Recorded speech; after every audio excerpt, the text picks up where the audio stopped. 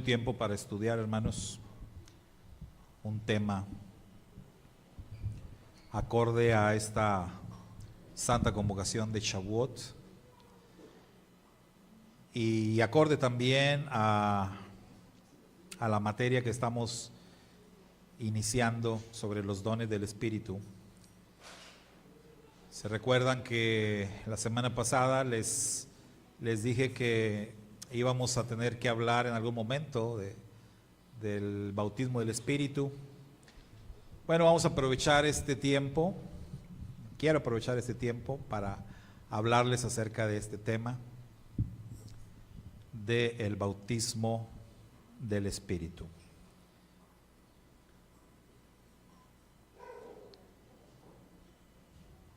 Y bueno, para ello vamos a usar como base un texto en las Escrituras que encontramos en la carta a los Hebreos.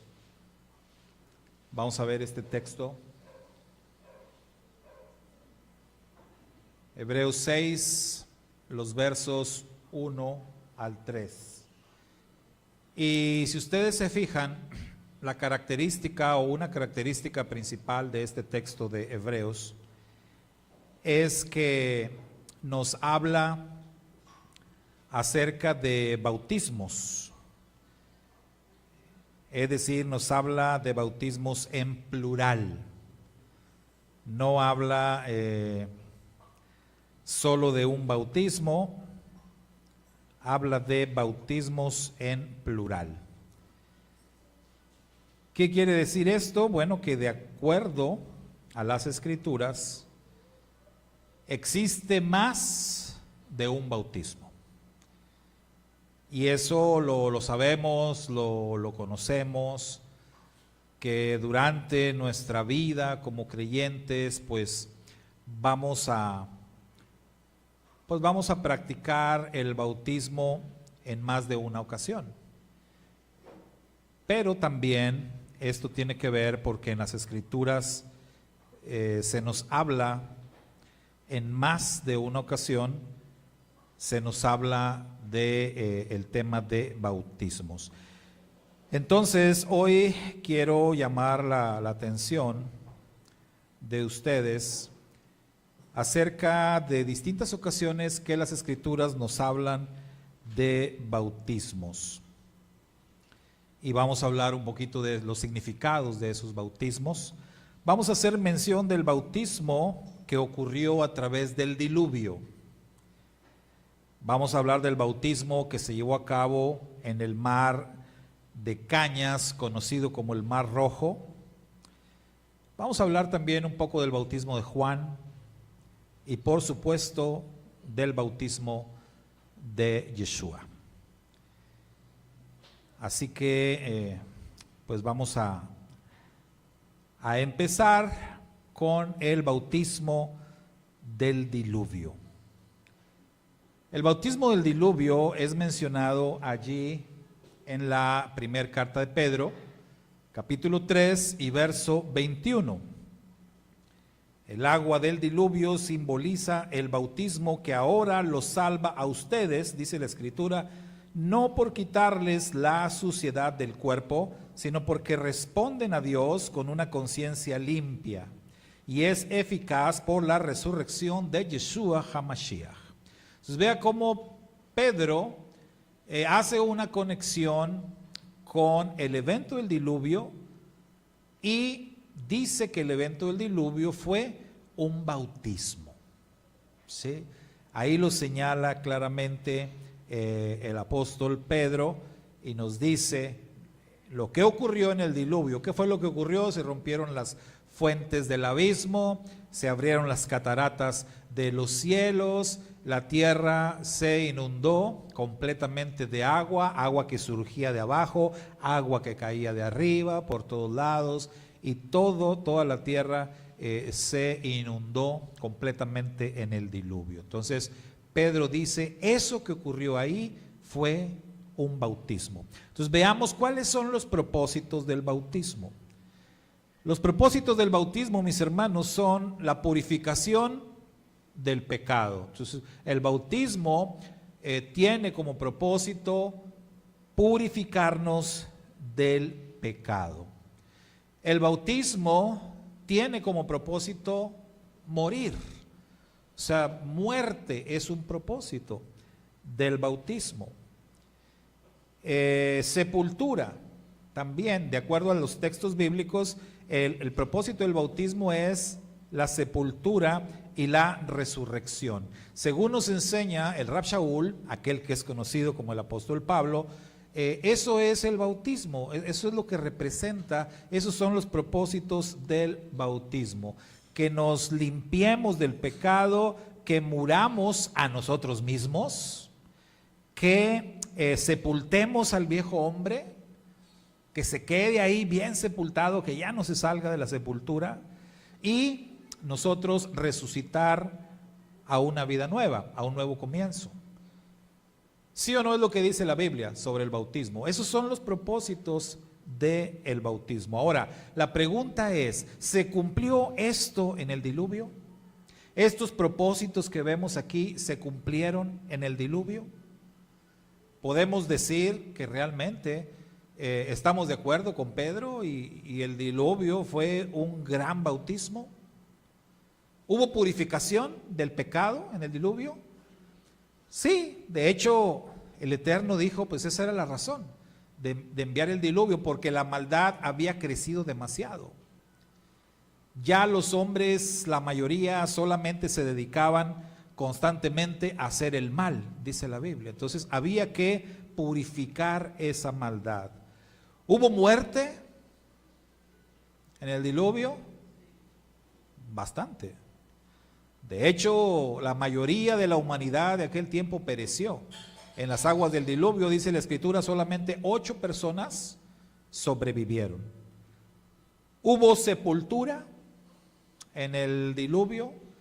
Pues también hubo sepultura. Bajo las aguas quedaron ahí sepultados las personas, pero sin lugar a dudas también la intención era que todo aquel viejo sistema, todos aquellos pecados, todas aquellas ideologías que hubo en aquellas personas y que también lo vivieron Noé y su familia, la intención era que todo quedara sepultado ahí, bajo las aguas del diluvio. ¿Hubo resurrección en el diluvio? Sí, hubo un nuevo comienzo. Las aguas fueron descendiendo, el arca quedó sobre tierra, Noé y su familia salieron del arca y ese fue un nuevo comienzo para la humanidad. Entonces, definitivamente, sí, lo que ocurrió en el diluvio fue un bautismo. El segundo bautismo es el del Mar Rojo o el Mar de Cañas. Este es mencionado en 1 Corintios capítulo 10, versos 1 y 2. En donde leemos, amados hermanos, no quiero que se olviden de lo que les sucedió a nuestros antepasados hace mucho tiempo en el desierto. Todos ellos fueron bautizados en la nube y en el mar como seguidores de Moisés. Entonces vea la afirmación, todos ellos fueron bautizados en la nube y en el mar. La nube de gloria que estaba ahí con ellos, mientras ellos atravesaban por el mar en tierra seca. Las aguas a uno y otro lado de donde ellos iban cruzando. Y la Escritura dice que ese evento también fue un bautismo. Entonces, nuevamente, consideremos los propósitos del bautismo. Purificación del pecado, la muerte a uno mismo, la sepultura al viejo hombre, la resurrección a una nueva vida, un nuevo comienzo. Y nuevamente la pregunta, ¿esto también se cumplió allí en el evento del Mar Rojo, en el evento del Mar de Cañas? ¿Hubo purificación del pecado? Sí, por supuesto que sí. ¿De qué estaba purificando el Eterno a los israelitas? Los estaba purificando de Egipto. Ellos iban saliendo de Egipto, iban camino al desierto y el Eterno tenía como objetivo purificarlos de todas las ideologías y de todo el estilo de vida de la tierra de Egipto. Hubo muerte, nuevamente sí, hubo muerte. Aquel día pues perecieron todos los ejércitos del faraón de Egipto, murieron allí, sepultados en el mar de los juncos. Entonces hubo muerte, hubo sepultura, hubo nuevo comienzo, claro que sí. Los israelitas, una vez puestos a salvo, cantaron, danzaron, se gozaron en la victoria, sabían que para ellos esto era un nuevo comienzo, totalmente libres de la opresión del faraón, totalmente libres de los egipcios. Ellos habían experimentado un bautismo allí en ese lugar. Luego tenemos el bautismo de Juan. El bautismo de Juan, que tomamos el texto de Marcos capítulo 1, verso 5, donde dice: toda la gente de Judea, incluidos los habitantes de Jerusalén, salían para ver y oír a Juan. Y cuando confesaban sus pecados, él los bautizaba en el río Jordán. Entonces, nuevamente, nos hacemos las mismas preguntas. ¿El bautismo de Juan cumplió con los propósitos establecidos por el bautismo?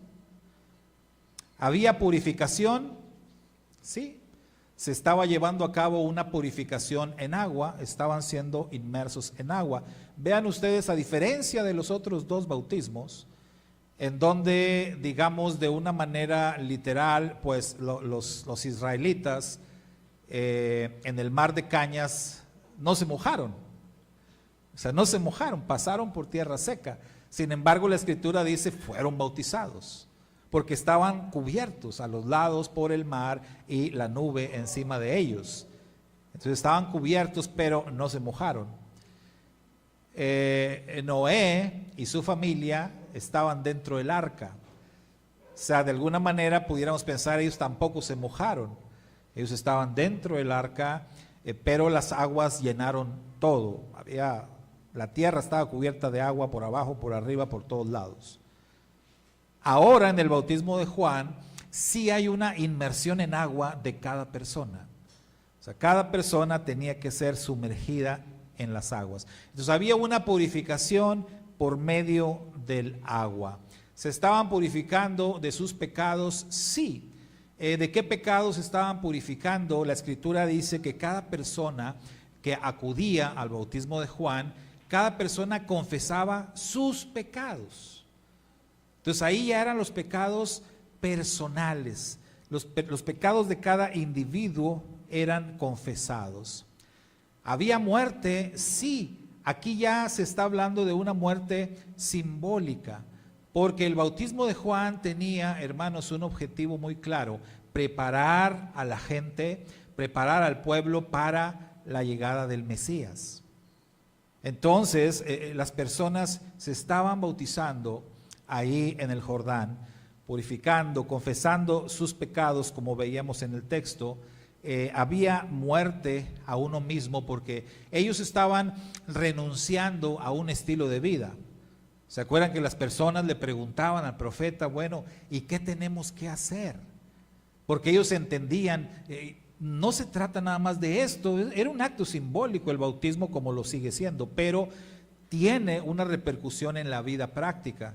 La gente lo entendía y preguntaban: ¿qué tenemos que hacer? Y entonces el profeta les daba instrucciones. Pues ustedes no cobren de más, les decía a los cobradores de impuestos. Sean honestos, no cobren de más, no sean corruptos, no roben. A los soldados igual. Entonces él les habla de un cambio de vida, de un nuevo comienzo. Entonces todos los propósitos del bautismo realmente se estaban cumpliendo en el bautismo de Juan, de la misma manera que en los otros bautismos. Y así llegamos al bautismo de Yeshua. El bautismo de Yeshua, que estamos acá mencionando varios textos: Lucas 3:16, Juan 4:1, Hechos 1, 4 al 5, Hechos 2 del 1 al 39. Porque para hablar del bautismo de Yeshua, tenemos que hacer mención de que Juan el Bautista, aquel que llevó a cabo los bautismos en el Jordán de los que hablábamos hace un momento, Juan dijo: yo los bautizo en agua, pero después de mí viene uno que es más poderoso que yo. Y él no los va a bautizar en agua, él los va a bautizar en el Espíritu Santo y en fuego. Así lo proclamó Juan. Yeshua lo confirmó. Yeshua confirmó eso también y les dijo: ciertamente Juan los bautizó con agua, pero ustedes van a recibir otro bautismo, que ya no es el bautismo en agua, sino el bautismo del Espíritu. Entonces Yeshua confirmó estas mismas palabras. Y en Hechos 1, Yeshua les dijo a los discípulos, cuando ya Yeshua había muerto, había resucitado, apareció a sus discípulos durante 40 días. Y justo antes de ascender al cielo, Yeshua habló con ellos, les dio instrucciones finales y les dijo: no se vayan a ir de Jerusalén. Esperen en Jerusalén la promesa. ¿Cuál promesa? La promesa del Espíritu. El bautismo del Espíritu habría de venir sobre ellos, sobre los discípulos. En el día 40 de su resurrección, Yeshua ascendió a los cielos. 10 días después, el Espíritu vino sobre los discípulos justamente en el día de Shavuot, en el día conocido también como el Pentecostés. Ahora, la pregunta es: ¿tiene el bautismo del Espíritu los mismos propósitos mencionados previamente? Piénsenlo, hermanos. ¿El bautismo del Espíritu tiene los mismos propósitos que los bautismos de los que ya hablamos? El bautismo del diluvio, el bautismo del Mar Rojo, el bautismo de Juan. Ahora, el bautismo del Espíritu, ¿tiene los mismos propósitos? ¿Qué dicen?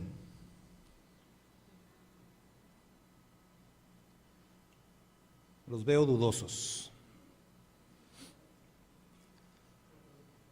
Es que tengo los lentes sucios, por eso los veo dudosos. Veamos, los discípulos ya habían hecho teshuvá. O sea, ellos ya se habían arrepentido. Ellos ya conocían acerca del mensaje de la redención. Ellos ya habían respondido al llamado de Yeshua. Ya eran seguidores de el Mashiach. Ellos ya habían sido bautizados en agua, es decir, ellos ya habían hecho tevilá. Ellos ya habían sido instruidos por Yeshua, según algunos estudiosos, durante 3 años y medio. Según otros, durante 70 semanas. No vamos a discutir eso, pero ellos ya habían sido instruidos por Yeshua durante un largo tiempo. En otras palabras, el bautismo del Espíritu no tenía entonces el mismo propósito, puesto que ellos ya habían experimentado todo esto. Yeshua les había dicho: ustedes ya están limpios por la palabra que yo les he hablado. Ya están limpios. Ustedes ya fueron purificados. Ellos ya habían muerto, ya habían renunciado a sí mismos. Ellos dijeron: maestro, nosotros hemos dejado todo por seguirte. Sí. Entonces, ellos ya habían cumplido con eso. Entonces, se puede decir que los propósitos del bautismo tradicional, del bautismo en agua, ya se habían cumplido en ellos. Entonces, la pregunta es: ¿qué propósito tenía el bautismo del Espíritu? ¿O qué propósito tiene el bautismo del Espíritu? Porque la misma pregunta que nos hacemos hacia los discípulos es la misma pregunta que nos podemos hacer también hacia nosotros. ¿Qué propósito tiene el bautismo del Espíritu? Entonces, pues vamos a hacernos la pregunta, ¿verdad? ¿Qué es el bautismo del Espíritu? ¿Y cuáles son los propósitos entonces del bautismo del Espíritu? Ese bautismo que vino allí en el día de Shavuot, 50 días después de la resurrección del Mashiach Yeshua. ¿Qué propósitos tenía ese bautismo? Y vean, yendo a las Escrituras, yendo a la Biblia y regresándonos hasta el principio, porque siempre es importante ir otra vez al principio, ir hasta Génesis y ver qué nos enseña la Escritura sobre ese tema. Y haciendo ese viaje hasta el principio, encontramos que un propósito del bautismo del Espíritu, mis hermanos, es reparar lo que ocurrió en Babel. Hemos hablado de este tema de la reparación. En hebreo se dice tikkun, hacer reparación. Cada creyente, cada uno de nosotros tiene la tarea de hacer tikkun. Queremos cambiar el mundo, ¿sí o no? Queremos que el mundo se repare de todo lo mal que está. Pero ¿qué podemos hacer nosotros para reparar el mundo? Hacer tikkun, hacer obras pequeñas en nuestras vidas que ayuden a reparar el mundo. Nuestro Dios tiene la tarea de reparar este mundo. El mundo cambió desde Génesis. El mundo cambió desde que Adán y Eva pecaron y el pecado fue creciendo. Pero hay una parte que es clave en el libro de Génesis y es justamente lo que ocurrió en Babel. Hablábamos del diluvio. El diluvio fue un nuevo comienzo, una nueva oportunidad para la humanidad a través de Noé y de su familia.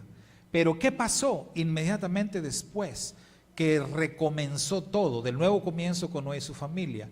¿Qué pasó? La Biblia nos habla de un episodio muy oscuro, de una página oscura en la historia, y fue muy pronto, fue muy rápido en ese nuevo comienzo cuando surgió un personaje llamado Nimrod, el primer poderoso, el primer hombre que se proclamó como Dios, el primer hombre que se atrevió a desafiar al Altísimo, a desobedecer al Altísimo y a persuadir a los demás también a rebelarse contra el Todopoderoso.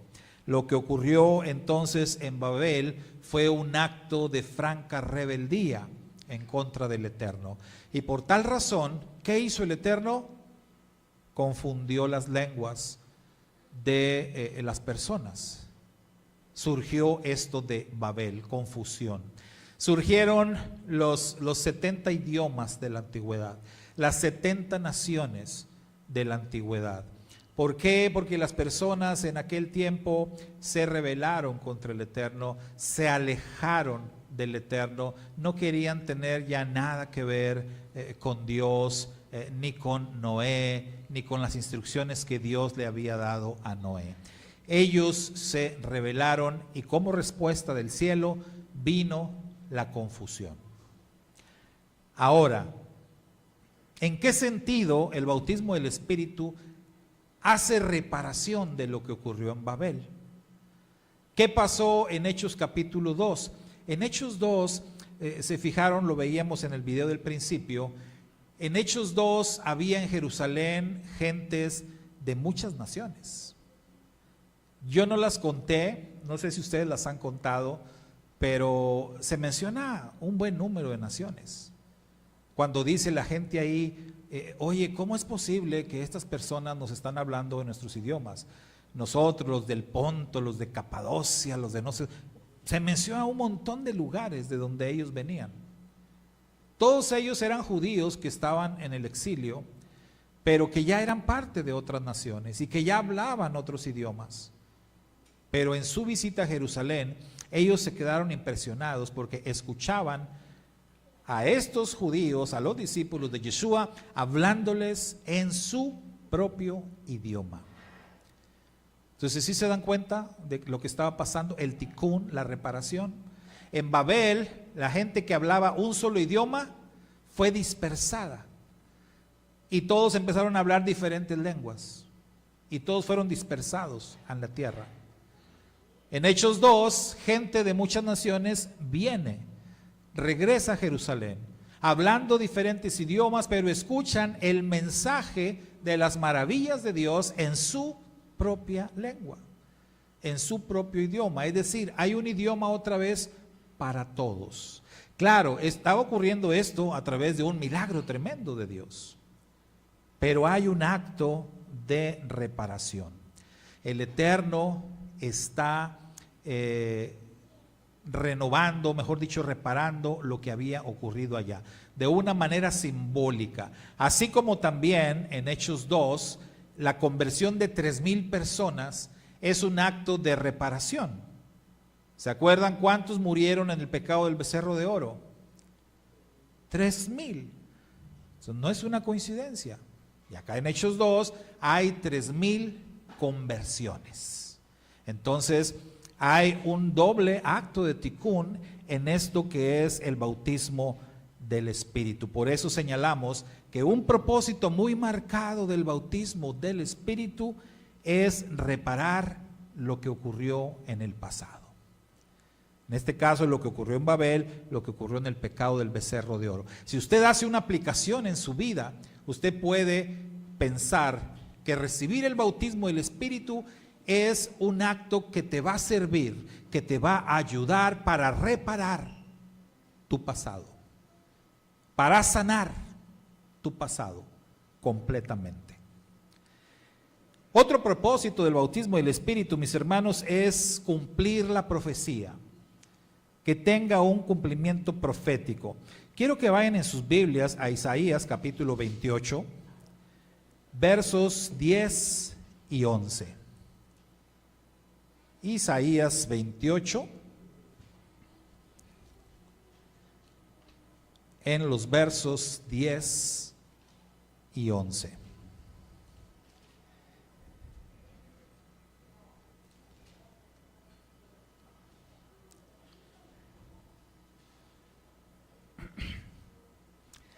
Y dice ahí la profecía de Isaías: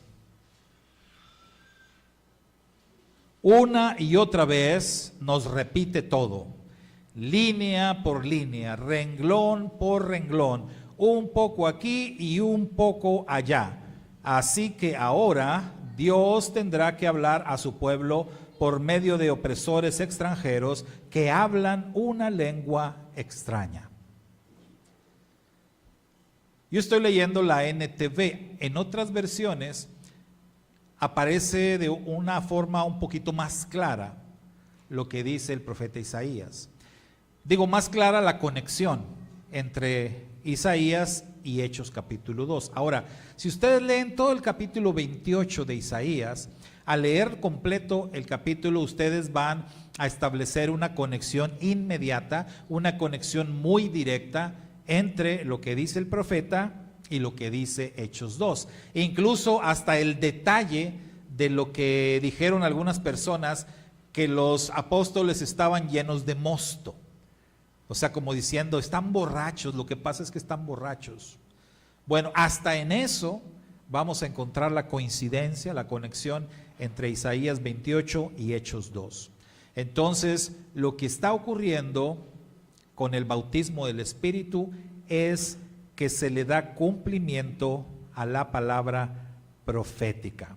Ahora, también tenemos lo que escribió el profeta Joel. Joel capítulo 2, versos 28 al 32. Joel, en su capítulo 2, hermanos, en ese pasaje de Joel, se está hablando también del bautismo del Espíritu. Joel sí lo menciona de una manera directa, que se va a derramar el Espíritu en los tiempos postreros. Ahora, quiero llamar su atención a que Joel está hablando del derramamiento del Espíritu como en los días finales. Es decir, Joel dice que se va a derramar el Espíritu y vendrá el día de la ira de Dios, así como si fuera el mismo evento. Pero ¿se acuerdan que hemos dicho que Yeshua leyó Isaías 61, en donde habla de la manifestación del Mesías? El Espíritu del Señor está sobre mí porque me ha ungido el Señor, Me ha enviado a sanar a los quebrantados de corazón, a predicar las buenas nuevas, a liberar a los cautivos, etc. Y Yeshua interrumpió la lectura y no leyó la parte de y el día de la venganza del Dios nuestro. Esa no lo leyó Yeshua, lo dejó pendiente. Entonces vemos que en Joel pasa lo mismo. Joel habla del derramamiento del Espíritu y habla del día de la ira de Dios. Pedro, cuando predica en Hechos capítulo 2, Pedro dice, lo que está pasando delante de ustedes es el cumplimiento de lo que anunció el profeta Joel. Pero la parte del día de la ira de Dios no, todavía no, esa está reservada para un tiempo más adelante. Pero la otra parte del derramamiento del Espíritu sí. Entonces, el propósito del bautismo del Espíritu es cumplir con la palabra profética. El propósito del bautismo del Espíritu, hermanos, es dar a conocer las maravillas de la Torá a todas las personas en su propio idioma, que fue lo que ocurrió en Hechos 2. Que la gente entienda en su propio idioma. Quiere decir esto que cuando tú recibes el Espíritu Santo o eres bautizado en el Espíritu Santo, tú vas a tener la capacidad de predicar las buenas noticias, de predicar el Evangelio del Reino, de predicarle la palabra de Dios a cada persona en su propio idioma. Esto quiere decir que va a ser así de una manera literal, que le puedo predicar a un chino en su idioma, a un japonés, a un alemán, a un italiano en su propio idioma, aunque yo no hable esos idiomas. No necesariamente. No necesariamente, pero en un sentido simbólico, quiere decir que voy a tener la capacidad para hablarle a las personas, haciendo empatía con ellos y poder presentarles el mensaje de Dios de una manera que lo puedan comprender. Porque muchas veces, hermanos, aunque hablemos el mismo idioma, tú le hablas a las personas de Dios, les quieres hablar de la Biblia y no te entienden. Entonces necesitas tener la capacidad de parte de Dios para presentar el mensaje de manera que te entiendan. Ese propósito solamente se cumple cuando recibimos el bautismo del Espíritu. Es el bautismo del Espíritu el que nos otorga esa capacidad. Ahora, no descarto lo otro, porque ocurrió en Hechos 2. Y yo creo firmemente que puede ocurrir. He escuchado testimonios de que ha pasado esto, de que ese milagro ha ocurrido. He escuchado de personas que están escuchando a un predicador que está hablando en su propio idioma y le entienden. Y ellos dicen, pues ¿cómo le estoy entendiendo? O sea, sí sigue pasando eso. Lo hace el Espíritu, el bautismo del Espíritu. Otro propósito más es que los discípulos crecieran, que los discípulos avanzaran en el perfecto camino de la redención. No te puedes quedar en el mismo lugar. Hemos dicho otras veces, movimiento es vida. Los discípulos tenemos que crecer. Tenemos que ir avanzando, no podemos permanecer en el mismo lugar todo el tiempo.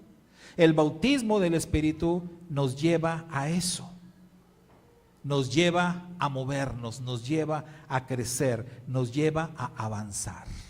El camino de la redención, hermanos, es prefigurado de varias maneras en las Escrituras. Una, Israel en su peregrinar, desde que salen de Egipto hasta llegar a la tierra de Canaán.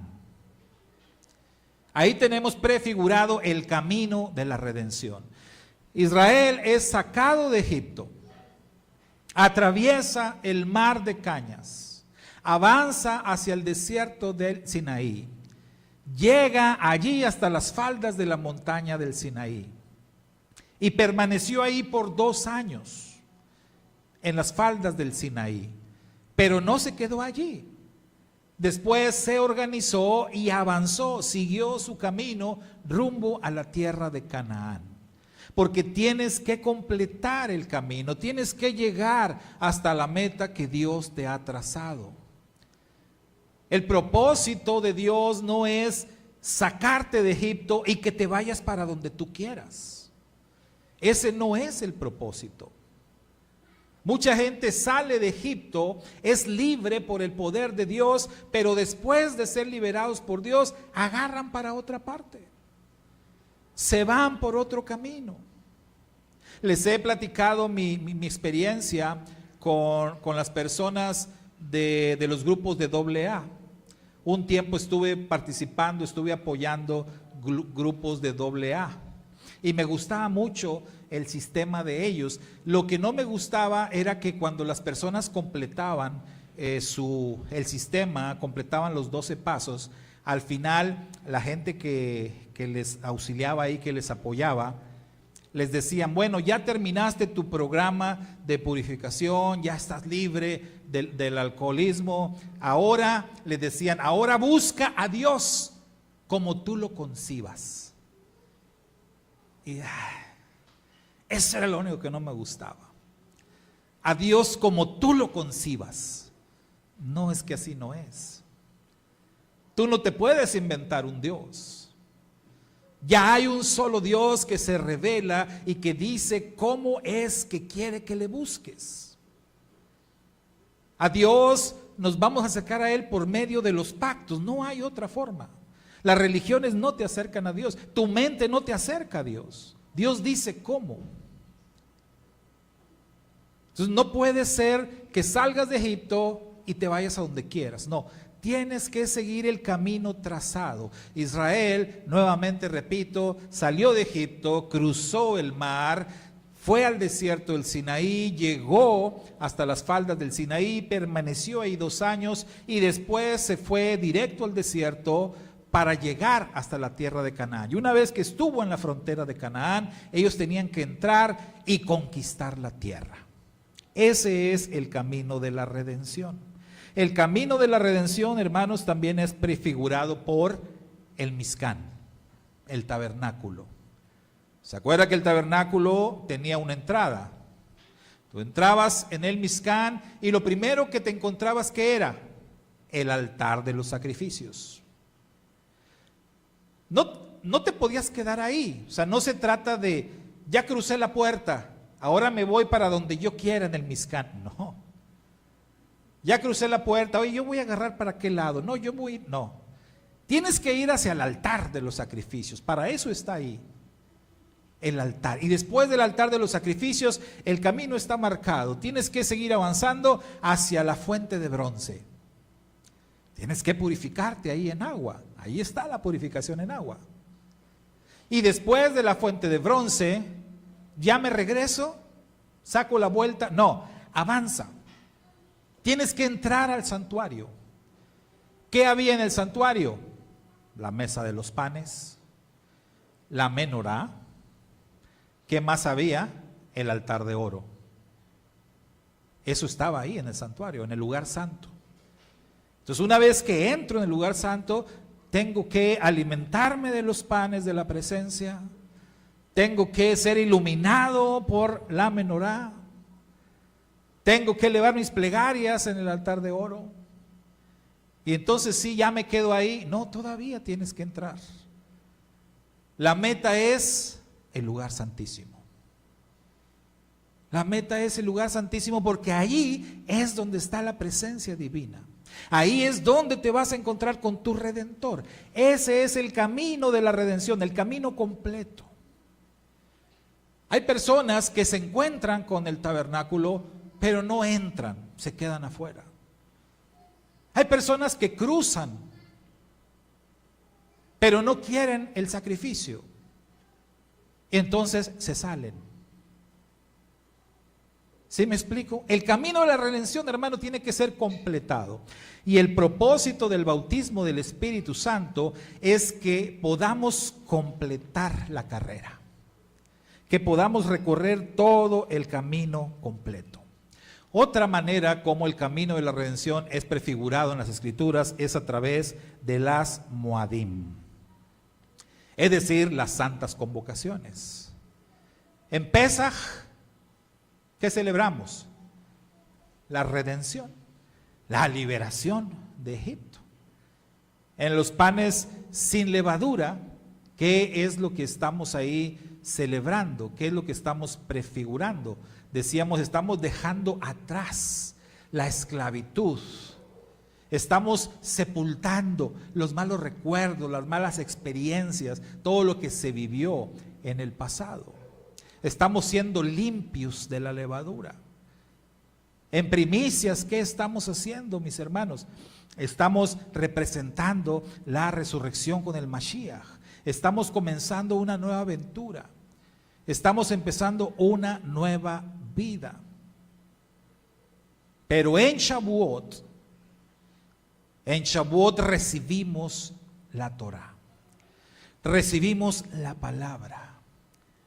Y saben ustedes que en Shavuot también ocurrió algo muy similar a lo que ocurrió en Hechos capítulo 2. Porque la Biblia dice que junto con el pueblo de Israel salieron de Egipto gente de muchas naciones. Mucha gente que no hablaba hebreo. ¿Cómo ellos entendieron las 10 palabras de la Torah? En los libros sagrados del judaísmo dicen que ocurrió lo mismo que en Hechos 2. Que aparecieron como lenguas de fuego, que se posaron sobre los extranjeros, de manera que les dio la capacidad de entender las palabras, las maravillas de Dios en su propio idioma.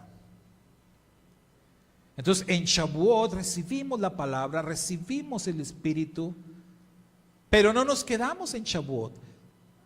Hoy celebramos Shavuot, hermano, pero en cuanto terminamos la fiesta de Shavuot, en cuanto la terminemos, ¿qué hacemos? ¿Qué hacemos inmediatamente? Siempre les digo yo, bueno, hermanos, ahora a levantar la mirada y a ver lo que sigue.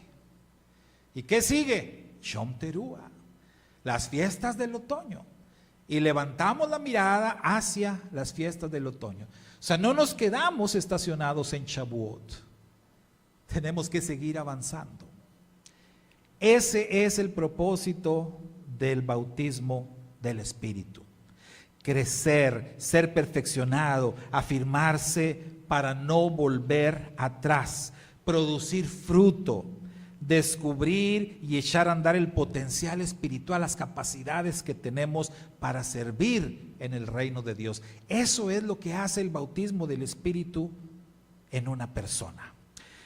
Otorga la fuerza, otorga la preparación, hermanos, para el siguiente bautismo.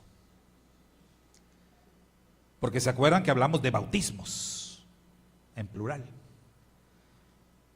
Y Juan el Bautista y Yeshua hablaron de bautismo del Espíritu Santo, pero también el bautismo de fuego. Entonces hay un bautismo todavía después, el bautismo por medio de fuego.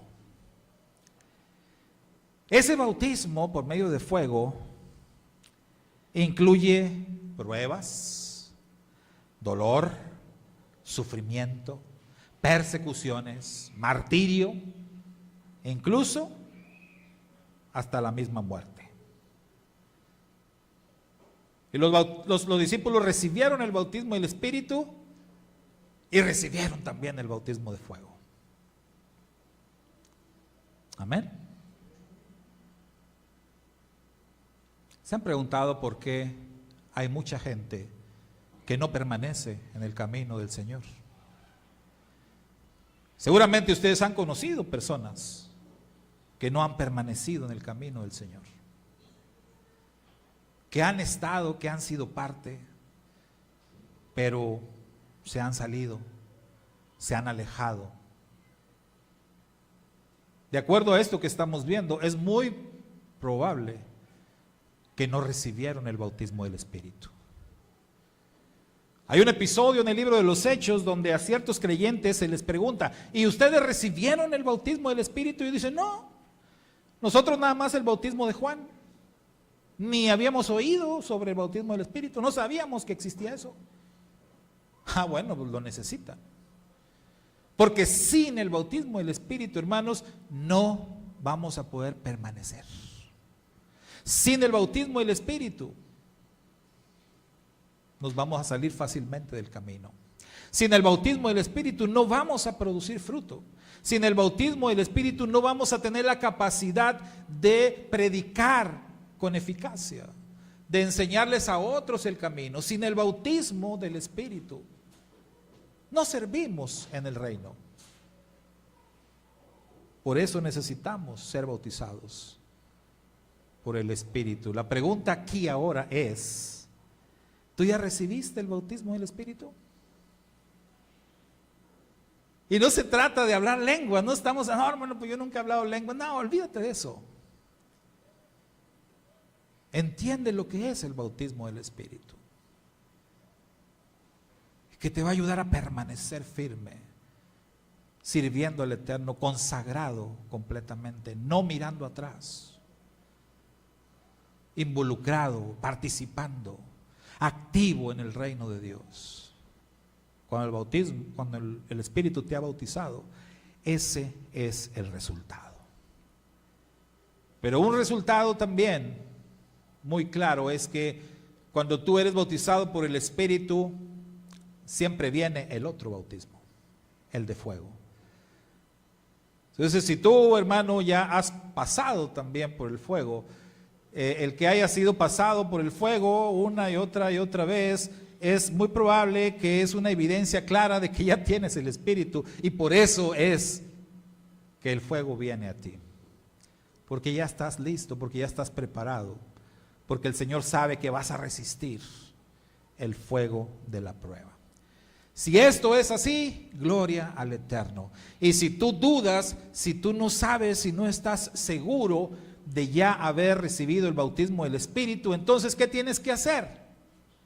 Dijo nuestro santo maestro Yeshua, santo maestro de justicia de Israel y del mundo, dijo Yeshua que si nosotros, las personas, los seres humanos, siendo malos, porque somos malos, amén o no, somos malos.